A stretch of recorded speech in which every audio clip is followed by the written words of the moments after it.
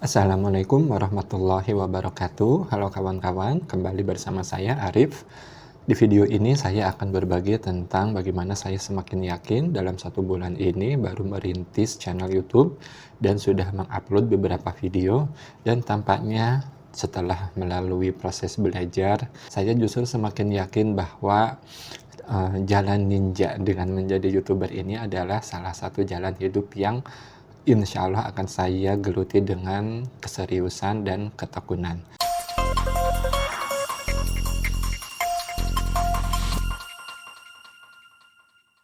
Saya berupaya untuk menyenanginya, menyukainya sebagai halnya sebuah hobi, karena YouTube ini memberikan janji untuk kita mengembangkan diri, kita untuk mengembangkan channel, kita untuk mengembangkan komunitas, mengembangkan audiens yang di masa depan bisa kita optimalkan untuk berbagai keperluan, untuk berbagai kepentingan seperti menyebarkan ilmu, kemudian memberikan manfaat yang luas kepada masyarakat, menebarkan ide, kemudian bisa juga untuk monetisasi dan lain sebagainya. Kedepannya, YouTube ini seperti yang disampaikan oleh orang-orang yang sudah memulai channel YouTube sejak 2 atau 3 tahun yang lalu, akan tetap menjanjikan di awal tahun 2025 kita bisa memulai channel YouTube, dan diharapkan 1 atau 2 tahun ke depan kita baru akan merasakan manfaatnya. Ini adalah sebuah perjalanan yang panjang, jadi setiap minggu kita perlu mengupload minimal 1 video, syukur-syukur kalau bisa 2 atau 3, atau bisa membuat beberapa channel, di setiap channel kita upload minimal 1 video. Maka apabila kita menghitung 1 atau 2 tahun ke depan, maka ini adalah sebuah pekerjaan yang sesungguhnya tidak ringan, membutuhkan stamina yang panjang, napas yang kuat begitu ya, dan perlu keseriusan, ketekunan. Disinilah setiap video yang kita buat kita akan upayakan agar bisa memberikan nilai tambah, agar keunggulan kita akan semakin menumpuk dari satu video ke video berikutnya. Ada banyak hal yang kemudian saya sudah pelajari, selain banyak hal yang lain yang belum saya pelajari. Penting yang saya pelajari, saya akhir-akhir ini senang menonton video dari para senior ya, yang usianya lebih senior dibanding saya, di atas 50 tahun, dan mereka tampaknya sangat serius menekuni video YouTube ini. Mereka terus konsisten membuat video YouTube, dan yang lebih penting mereka tampak menikmatinya. Tidak hanya menikmati dari segi finansial, tapi mereka tampak menikmati setiap prosesnya.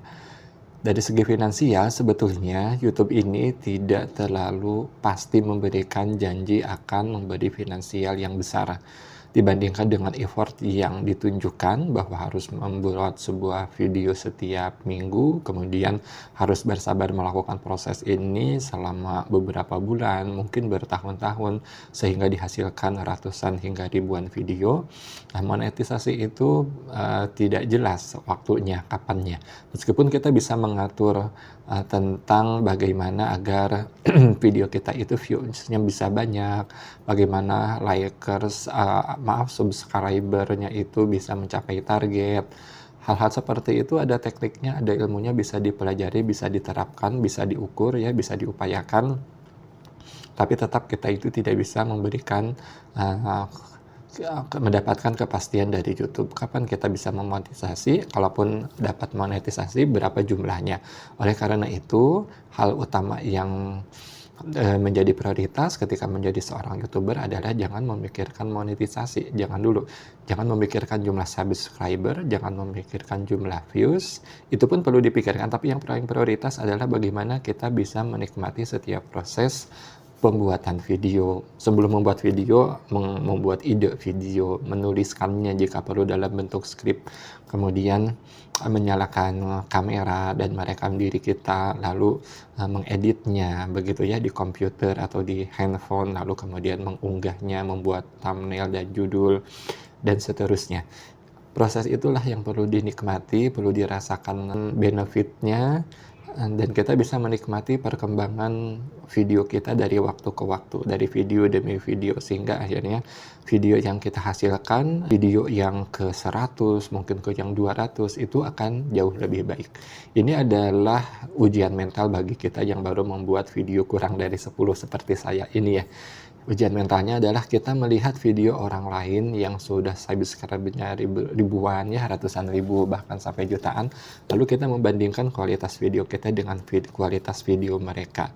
Kualitas video yang sudah diedit oleh editor profesional begitu ya, mereka yang sudah punya jam terbang ratusan atau ribuan jam membuat video dan seterusnya.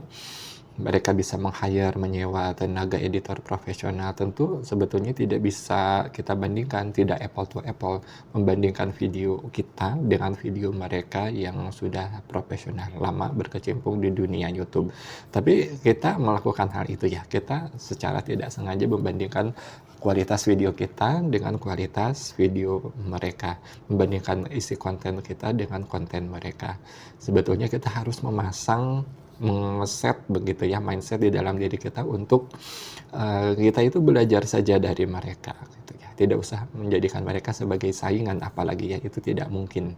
Startnya saja berbeda, tidak mungkin start berbeda kemudian kita mengharapkan kita sudah berada di garis yang sama. Garisnya jauh berbeda gitu ya. Tapi kita berdoa kepada Allah, mudah-mudahan satu saat nanti kita bisa membuat konten dan video sebagus para profesional itu. Tapi selepas dari itu, saya sudah melihat video-video yang meskipun sudah banyak subscriber, likers, dan view-nya, tapi mereka tetap membuat video dengan cara yang sederhana. Mereka tampaknya sendirian dan mengedit pun tampaknya nggak melibatkan tenaga editor profesional. Kemudian saya melihat ada orang-orang yang baru ya, yang dalam videonya itu banyak sekali menggunakan lompatan-lompatan begitu ya, animasi, perpindahan layar dan lain sebagainya yang itu fungsinya untuk meningkatkan engagement, meningkatkan retensi view begitu ya, agar penonton itu tetap nonton, menyimak video kita. Jadi setiap 5 detik atau 10 detik bahkan setiap beberapa detik ganti video begitu ya, ditambah animasi dan suara-suara, dan itu memang bagus, membuat retensinya semakin naik begitu ya, membuat orang makin anteng, betah, dan itu tentu berdampak pada view yang semakin besar. Ini akan berdampak ujung-ujungnya pada monetisasi yang semakin baik.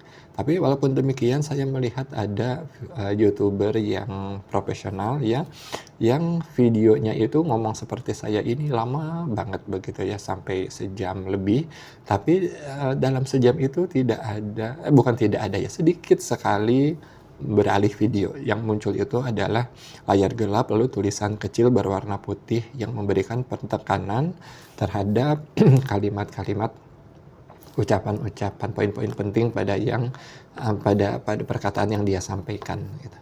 Ya, jadi tidak selalu setiap YouTuber terkenal populer itu menggunakan teknik yang sama untuk membuat penontonnya semakin engage, membuat penontonnya itu, audiensnya itu semakin berlama-lama betah nonton video mereka. Tekniknya tidak selalu menggunakan satu rumus yang sama. Rumus itu betul bisa bila digunakan ya, perpindahan loncatan satu video ke video lain, penggunaan animasi, penggunaan suara dan lain sebagainya, tapi tidak selalu begitu ternyata. Kalau isinya menarik, audiensnya sudah kuat begitu ya, brand image-nya sudah kokoh, maka tidak selalu kita itu harus menggunakan rumus seperti yang digunakan oleh satu YouTuber, karena YouTuber yang lain bisa mempertahankan retensi dengan metode yang berbeda juga. Oleh karena itu penting bagi kita untuk melihat berbagai contoh yang bervariasi itu. Ada juga YouTuber yang bisa mempertahankan retensi penonton itu dengan banyak menggerakkan tangannya begitu ya, menggunakan teknik-teknik komunikasi storytelling yang bagus, memikat begitu ya. Hal-hal seperti itu juga tampaknya memang menjadi salah satu kunci bagaimana kita bisa mempertahankan retensi views penonton.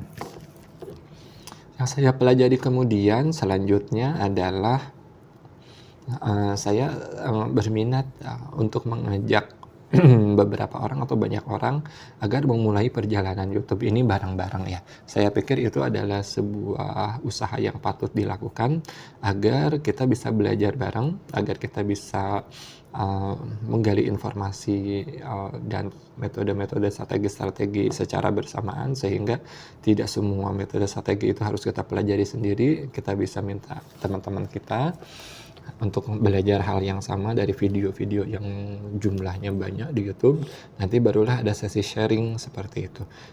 Ini akan lebih seru tampaknya apabila kita memulai perjalanan jadi YouTuber pemula ini bareng-bareng, dilakukan bareng-bareng. Jadi kita punya komunitas kecil di mana di sana barangkali bisa ada mentoring mingguan ya, yang kita mempelajari sama-sama tentang metode-metode baru, kemudian selama seminggu ke depan kita terapkan pada video-video kita sejauh mana progresnya, dan kemudian kita periksa juga tentang kondisi hati kita, persepsi kita selama menjadi YouTuber. Apakah semangat kita turun atau semangat kita semakin naik? Semangat kita semakin naik, apakah keterampilan kita itu visible, mudah diterapkan di dalam video yang kita buat? Apakah kita kemudian misalnya sudah menemukan niche baru ya, atau kita masih mencoba berbagai macam tema, topik di YouTube ini, atau seperti apa? Saya pribadi, saya tampaknya akan lebih memfokuskan channel pertama itu tentang motivasi membentuk habit ya, baik itu habit olahraga, nanti habit-habit yang lainnya, kemudian tapi dalam konteks pengembangan diri dan pembentukan habit itu judul besarnya, niche besarnya itu adalah seperti itu. Untuk orang-orang yang ingin berupaya memiliki habit tertentu. Kemudian kalau di channel yang kedua saya ingin lebih fokus untuk menyasar guru. Di sana tampaknya akan lebih visible untuk menjelaskan hal-hal kekinian, informasi-informasi yang terbaru misalnya dari Kemendikbudristek yang menjadi konsumsi umum bagi guru-guru semua jenjang TK, SD, SMP, SMA, dan ini target pasarnya cukup luas ya. Jadi saya membayangkan untuk menyampaikan informasi-informasi kekinian misalnya tentang 7 kebiasaan anak Indonesia hebat. Di sana kan ada panduan-panduannya. Nanti akan lebih representatif apabila ada orang yang di YouTube itu menyajikan panduan-panduan tersebut dengan cara yang menarik, dengan cara yang ringkas, intinya membantu guru-guru memahami isi panduan tanpa harus membacanya terlebih dahulu. Jadi kita membantu guru memahami panduan dengan lebih cepat, lebih ringkas, tanpa mendorong guru untuk tidak membaca ya, tetap mendorong guru untuk membaca, tapi kita membantu untuk memahami bagaimana pola struktur dan cara memahami panduan-panduan dari 7 kebiasaan anak Indonesia hebat, dan juga panduan-panduan lain atau Permendikdasmen atau perdirjen yang akan bermunculan di bulan-bulan yang akan datang. Itu adalah sebuah aset sumber informasi yang tampaknya nggak akan ada habisnya, begitu ya, selalu ada hal baru dari pemerintah yang perlu diketahui oleh guru. Jadi ibaratnya saya itu kepanjangan tangan dari pemerintah ya, tapi di sini konteksnya tentu membantu guru untuk memahami dokumen-dokumen itu agar lebih tersosialisasi dengan baik, dengan lebih mudah dipahami, sehingga ujung-ujungnya lebih mudah diimplementasikan di sekolah, seperti itu.